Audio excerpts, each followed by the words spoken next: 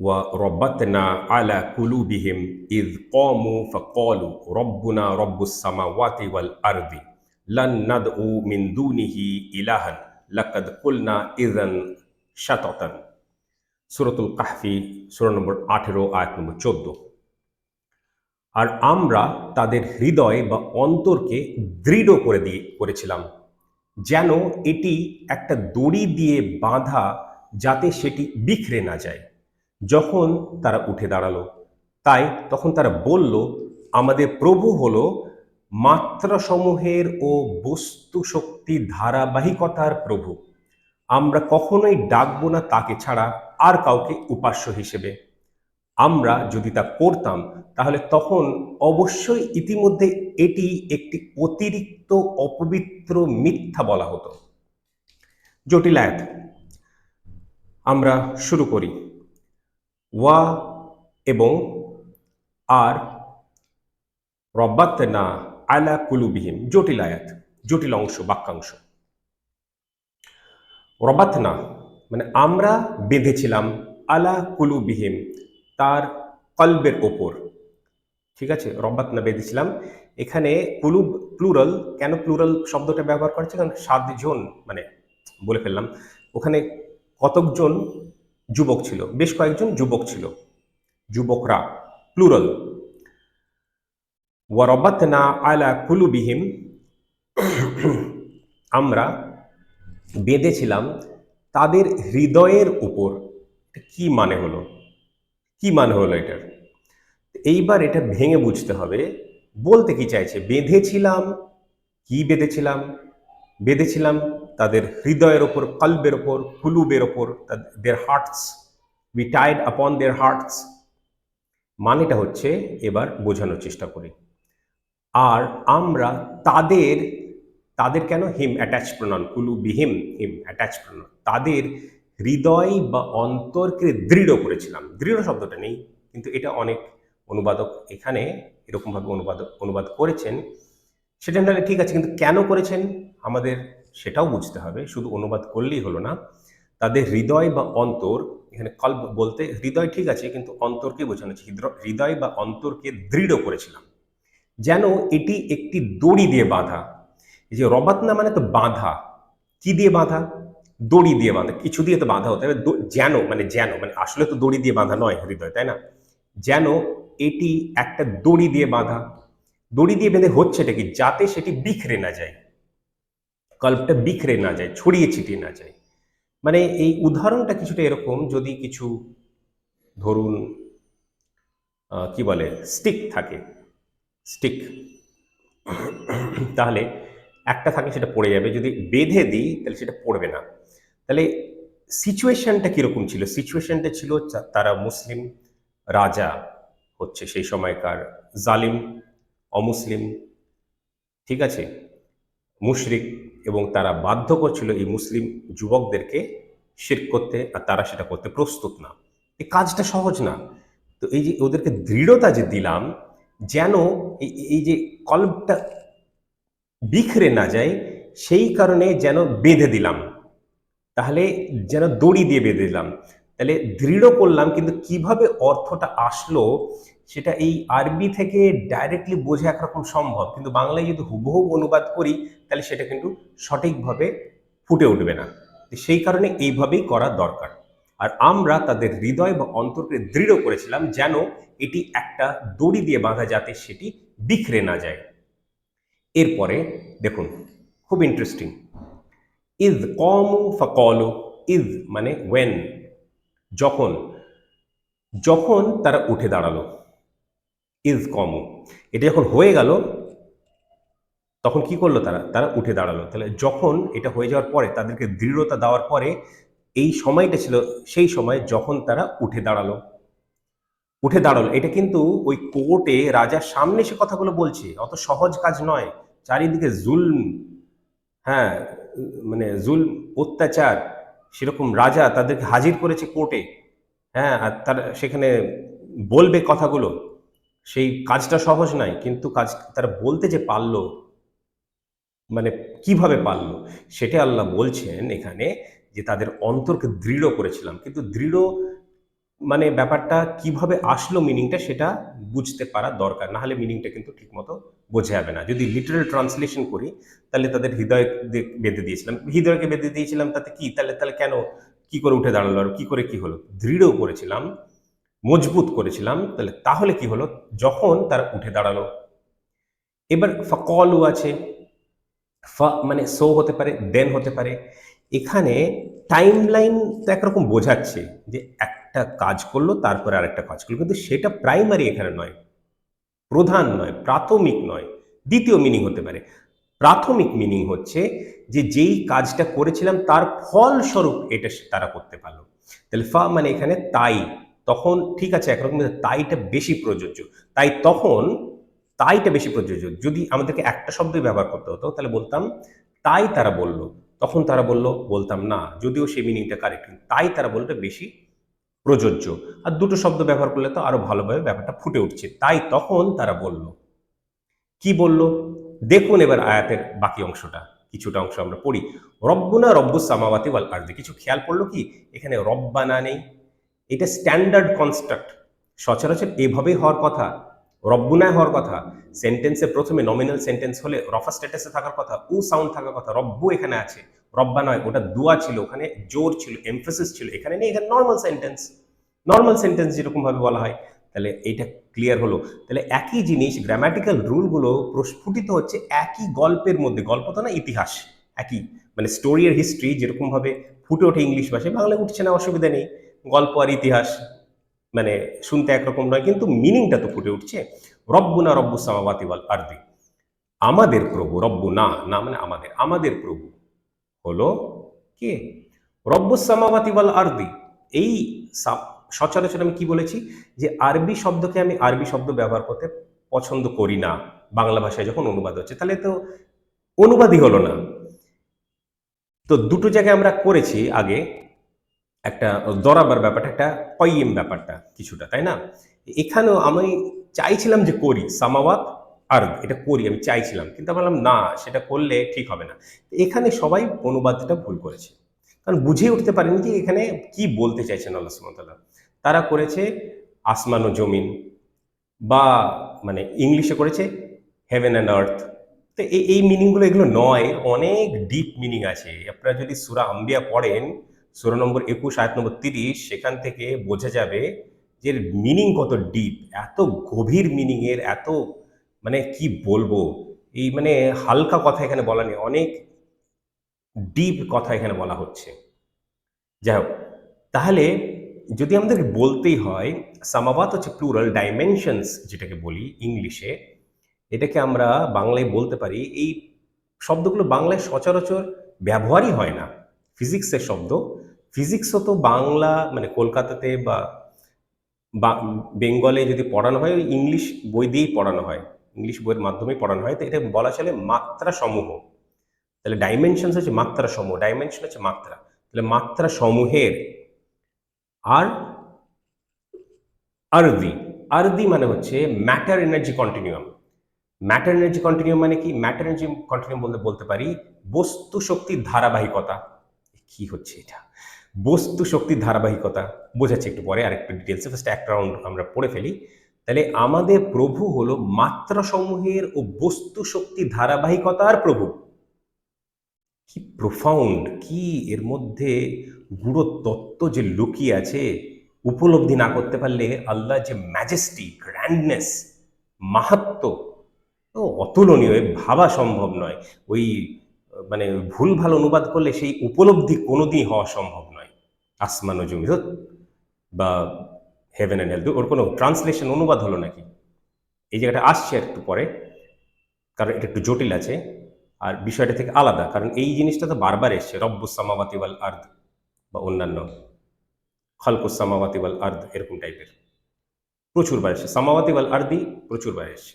যাই হোক, লান নাদউ, লান মানে না বা কখনোই নয়, ঠিক আছে, কখনোই না বা কখনোই নয়, এরকম টাইপের। নাদউ মানে হচ্ছে ডাকা, এখানে প্লুরালে আছে, আমরা ডাকবো, কিন্তু লান আছে, তাহলে আমরা কখনোই ডাকবো না। মিন দুনিহি, আচ্ছা, মিন দুনিহি, আহ, দুনিহি বিসাইডস হিম, তাকে ছাড়া, মিন মিন জাইদা, আর কাউকে, ইলাহান উপাস্য হিসেবে। তাহলে কি হলো, আমরা কখনোই ডাকবো না তাকে ছাড়া আর কাউকে উপাস্য হিসেবে। একদম ঠিক কথা। এটা কে বলছে? ওই সেই যুবক, ওই সেই যুবকের দল, যুবকগুলো, ওই আসহাবুল কাহফি, আসহাবুল কাহফি সেই যুবকগুলো, আসহাব মানেই মানে প্লুরাল, তাই না? Companions, companions of the cave. যাক, ওরা বলল, কোর্টে রাজার সামনে দাঁড়িয়ে বলছে এই কথাগুলো। ভাবতে পারেন ইমানের মজবুতি কতটা, সে কারণেই ওই কথাটা বলা হয়েছে যে বেঁধে দিলাম, বেঁধে দিলাম, দৃঢ় করলাম, যেমন বিখরে না যায়, সেই ব্যাপারটা আমাদের মনে রাখতে হবে। উপাস্য হিসেবে কাউকে গ্রহণ করব না, আমরা শিরক করব না। লাকাদ, লা মানে হচ্ছে মানে সার্টেনলি, তাহলে এখানে বলতে হবে অবশ্যই। কদ, কদ মানে হচ্ছে অলরেডি, ইতিমধ্যে, অবশ্যই ইতিমধ্যে, আপনারা পড়ছেন বাংলায়। কুলনা, কুলনা, কলা মানে হি সেড, কুলনা মানে উই সেড, আমরা মানে বলেছিলাম, সহজ কথায় বলতে গেলে সে বলেছিল, আমরা বলেছিলাম। মানে আমরা মানে এখানে এই মানে সে যুবকরা, আমি পুরো বলছি আসলে। ইদান, ইদান মানে হচ্ছে ওয়েন নয়, দেন, তাহলে তখন, ঠিক আছে? ওয়েন মানে হচ্ছে যখন, আর দেন মানে হচ্ছে তখন। ইজ আর ইজা মানে হচ্ছে ওয়েন, আর ইদান মানে হচ্ছে দেন, ঠিক আছে? আরো কিছু মিনিং আছে, সেই কারণে আমি তাহলে ওটা অ্যাড করেছি। এখন ইংলিশে পুরোটা বললে তো খুব মজা আসবে না, বাংলাটা বাংলার মতো করেই বলতে হবে। তাহলে আর তখন, এই দুটো মিনিং আসে ইদান থেকে। শতাতান, শতাতান মানে মানে সহজ সরল ভাষায় বলতে গেলে বলা হয়, বলা যাবে যে মিথ্যা। কিন্তু এটা যে সে মিথ্যা কথা নয়, যে সে মিথ্যা কথা নয়, এটা একটা অপবিত্র মিথ্যা। এটা একটা শুধুমাত্র অপবিত্র মিথ্যা নয়, এটা একটা অতিরিক্ত অপবিত্র মিথ্যা, মানে অতিরিক্ত মাত্রায় অপবিত্র মিথ্যা কথা বলা হতো, ঠিক আছে? তাহলে কুলনা বলা হতো, আমরা বলতাম। আর ইদান মানে যদি এটা আমরা বলতাম যে আমরা শিরক করব, বা আল্লাহ সুবহানাহু ওয়া তাআলা ছাড়া অন্য কাউকে উপাস্য হিসেবে গ্রহণ করতে আমরা রাজি, তাহলে এটা বললে এই ব্যাপারটা হতো, ঘটতো, অতিরিক্ত অপবিত্র মিথ্যা কথা বলা হতো। তাহলে এবার আবার পড়ি, লকাদ কুলনা ইযান শাতাতান, তাহলে তখন অবশ্যই ইতিমধ্যে এটি একটি অতিরিক্ত অপবিত্র মিথ্যা বলা হতো। মানে কতটা জোর আছে বুঝতে পারছেন? অবশ্যই একটা জোর আছে। কদ ইতিমধ্যে মানে বললে এটা হয়ে যেত, তো বলবোই তো না, মানে এই বলবো তো না, ওরা তো কখনোই বলবে না, ওনারা তো কখনোই বলবেনই না ব্যাপারটা, কিন্তু যদি বলতেন তাহলে এই ব্যাপারটা ঘটে যেত। সেই দিক দিয়ে বলছি, যদি বলতেন তাহলে এটা অলরেডি বলা হয়ে যেত, ইতিমধ্যে ঘটে যেত ব্যাপারটা, অবশ্যই ঘটে যেত ব্যাপারটা। আমরা যদি তা করতাম, তাহলে তখন অবশ্যই ইতিমধ্যে এটি একটি অতিরিক্ত অপবিত্র মিথ্যা বলা হতো। আমরা মূল আরবি, আরবি আয়াত এবং অনুবাদ, বাংলা অনুবাদ পড়লাম। মেসেজ কি? মেসেজ এখানে আসলে খুব সহজ। পরীক্ষা যতই কঠিন হোক না কেন, আমাদেরকে কিন্তু ইমানের মজবুতির সঙ্গে টিকে থাকতে হবে। আর ইমানের মজবুতির সঙ্গে টিকে থাকবো, এটা যদি আমরা ভেবে নিই একবার, তাহলে আল্লাহ সুবহানাহু ওয়া তাআলা আমাদেরকে সাহায্য করবেন। কিভাবে করবেন? সেই প্রেক্ষাপটের ভিত্তিতে, কনটেক্সটের ভিত্তিতে বিভিন্ন রূপে সেই সাহায্য আসতে পারে, বিভিন্নভাবে সে সাহায্য আসতে পারে। এই যুবকদের কাছে একরকমভাবে এসেছিল, আমরা যদি সেরকম কঠিন পরীক্ষার মধ্যে পড়ি তাহলে অন্যভাবেও আসতে পারে, এরকমভাবেও আসতে পারে। কীরকমভাবে আসবে সেটা আমাদের চিন্তা ভাবনার বাইরে, সেদিকে চিন্তা করার নেই। আল্লাহর প্রতি বিশ্বাস থাকলেই সেই সাহায্য আসবে। তাহলে এইটা হলো মেসেজ। আর স্ট্র্যাটেজি কি? স্ট্র্যাটেজি হচ্ছে শিরক করব না। কি মানে স্ট্র্যাটেজি মানে কি? করণীয় বা কি করণীয় নয়, কি করা যাবে বা কি করা যাবে না। কখনোই শিরক করা যাবে না, যাবে না। তো এইটা ছিল আয়াত। জটিল আয়াত, মানে কনস্ট্রাক্টের দিক দিয়ে নয়, মিনিং এর দিক দিয়ে বুঝতে হলে। কনস্ট্রাক্টটা মোটামুটি খুব একটা তার মধ্যে জটিলতা নেই। তো আমরা প্রত্যেকবারের মতো প্রথমে আমরা তাজবিদ রুলে পড়েছিলাম, আয়াতটা আরেকবার গ্রামাটিক্যাল রুলে পড়ে নেব, আর অনুবাদটা আরেকবার পড়ে নেব ফ্রি ফ্লোয়িং রানিং অনুবাদ হিসেবে, ঠিক আছে? ওয়া রবাতনা আলা কুলুবিহিম ইয ক্বামু ফাকালু রব্বুনা রব্বুস সামাওয়াতি ওয়াল আরদি। আচ্ছা সরি, আমি তো ওটা বোঝাবো বললাম। সামাওয়াত আর আর্দ এইটার মানে কি? হ্যাঁ, কেন আসমান জমিন নয়? তো আল্লাহ সুবহান ওয়া তাআলা যখন সৃষ্টি করলেন, তখন কি সৃষ্টি করলেন? আহ, খলাকাস সামাওয়াত ওয়াল আরদি, উনি সৃষ্টি করলেন সামাওয়াত ও আর্দ। যখন উনি বলছেন আমি সৃষ্টি করলাম, তাহলে এই যে বিশ্ব ব্রহ্মাণ্ড, ইউনিভার্স বা মাল্টিভার্স যাই বলি না কেন, এটা যখন সৃষ্টি করলাম, তো আল্লাহ বলছে শুধুমাত্র দুটো জিনিস সৃষ্টি করলাম। কি আশ্চর্যের ব্যাপার! শুধুমাত্র দুটো জিনিস, সামাওয়াত আর কিছু নেই। এবার যারা বিগ ব্যাং থিওরি জানে, ফিজিক্স অল্প বিস্তর কিছু জানে, এমনি যদি বলি আল্লাহ কি সৃষ্টি করেছেন, লোকে বলবে এই সেই হাবি জাবি কত কিছু বলবে। যদি বলে ফান্ডামেন্টাল টার্মে বলো, তাহলে এটা উত্তর দিতে পারে না। তো এই দুটো জিনিস কি কি আল্লাহ সুবহানাহু ওয়া তাআলা সৃষ্টি করেছেন, আর এটা কত রিসেন্ট ফেনোমেনা সেটাও আমি আপনাদেরকে তুলে ধরব। দুটো জিনিস হচ্ছে, একটা হচ্ছে ডাইমেনশনস বা মাত্রা সমূহ। সেটার মানে কি? সেটার মানে হচ্ছে এই যে আমরা স্পেস যেখানে আছি সেটা ত্রৈমাত্রিক জগৎ। আমরা যেই ডাইমেনশনে আছি সেটা হচ্ছে ত্রৈমাত্রিক জগৎ। মানে এদিক দিয়ে আছে, এদিক দিয়ে আছে, এদিক দিয়ে আছে, তিন দিকে আছে। ভেবে দেখুন, তিন দিকে আছে, ঠিক আছে? আর মানে আপনার একটা এই যে চওড়া ব্যাপারটা, আপনার একটা এই যে এই ব্যাপারটা, আর আপনার উচ্চতার ব্যাপারটা, তিনটে দিকে আছে মানুষ। তো ত্রৈমাত্রিক জগৎ, সময়ের মানে স্থানের দিক দিয়ে, স্পেসের দিক দিয়ে, আর টাইমের দিক দিয়ে একক মাত্রিক জগৎ। ত্রৈমাত্রিক একক মানে চার মাত্রিক জগতে আমরা বসবাস করি, যেই জগতে আল্লাহ সুবহানাহু ওয়া তাআলা আমাদেরকে রেখেছেন। তো এই ডাইমেনশনসটা সৃষ্টি হয়েছিল বিগ ব্যাং এর মাধ্যমে, ঠিক আছে? আর কি সৃষ্টি হয়েছিল? Matter, energy, matter energy continuum. আইনস্টাইনের ইকুয়েশন অনুযায়ী E is equal to MC square. Energy আর মাস, মাস মানে ম্যাটারের যে মাসটা হয়, ভর যেটাকে বলে বাংলায়, সম্ভবত ভর বলে। ওয়েট আমরা ওজন করি না, তো ওই ওয়েটটা ঠিক নয়। ওয়েট মানে তো মাস আর একটা ফোর্স, গ্র্যাভিটেশনাল ফোর্স আছে, দুটো মিলে ওয়েট। তো যাই হোক, কিছুটা ওরকম। যদি বুঝতে অতটা না পারেন তাহলে ওয়েট ধরতে পারেন, কিন্তু ওয়েট আসলে নয়, মাস। মাস হচ্ছে ফান্ডামেন্টাল। তাহলে ম্যাটার আর এনার্জি ইন্টার কনভার্টেবল, মানে ম্যাটার থেকে এনার্জি ক্রিয়েট করা যায়, এনার্জি থেকে ম্যাটার ক্রিয়েট করা যায়, এরকম ব্যাপারটা।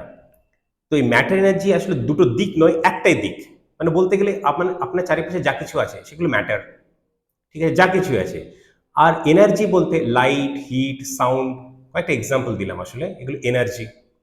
এগুলোকে আপনারা টাচ করতে পারবেন না, ঠিক আছে?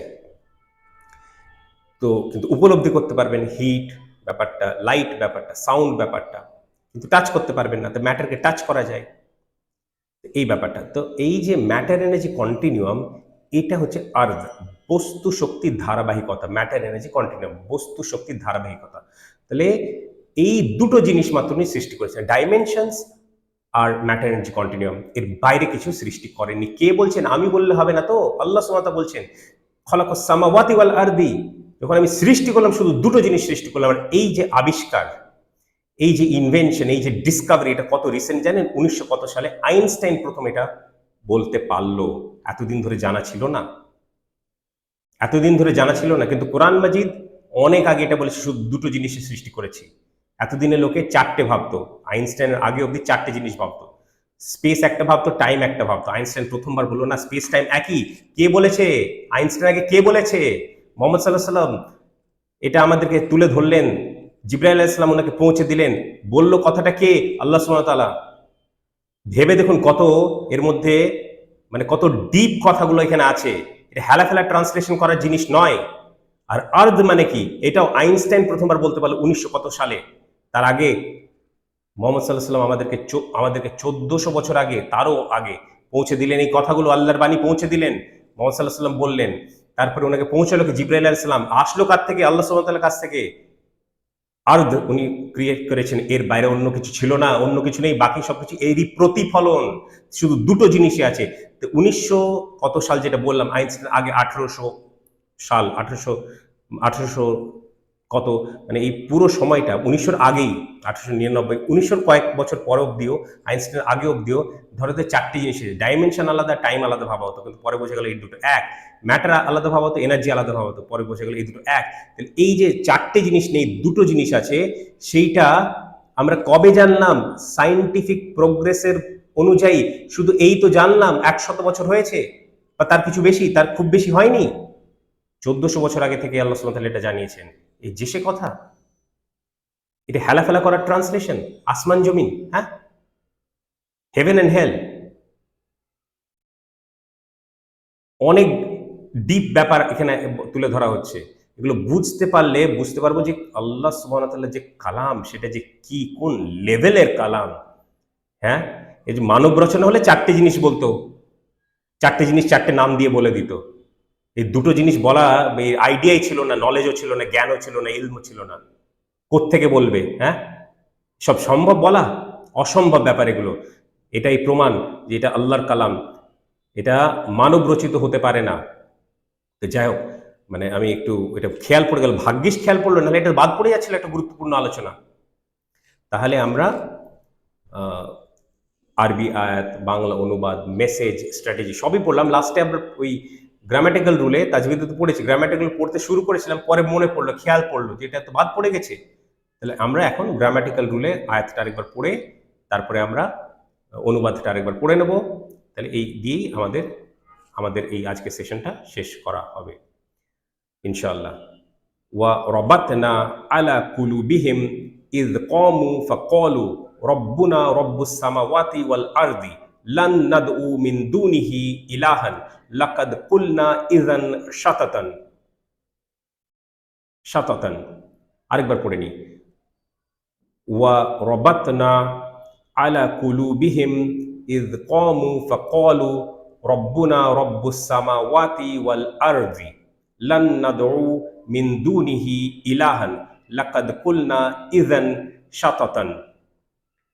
আর আমরা তাদের হৃদয় বা অন্তরকে দৃঢ় করেছিলাম, যেন এটি একটা দড়ি দিয়ে বাঁধা, যাতে সেটি বিখরে না যায়। যখন তারা উঠে দাঁড়ালো, তাই তখন তারা বলল, আমাদের প্রভু হলো মাত্রাসমূহের ও বস্তু শক্তির ধারাবাহিকতার প্রভু। আমরা কখনোই ডাকবো না তাকে ছাড়া আর কাউকে উপাস্য হিসেবে। আমরা যদি তা করতাম, তাহলে তখন অবশ্যই ইতিমধ্যে এটি একটি অতিরিক্ত অপবিত্র মিথ্যা বলা হতো।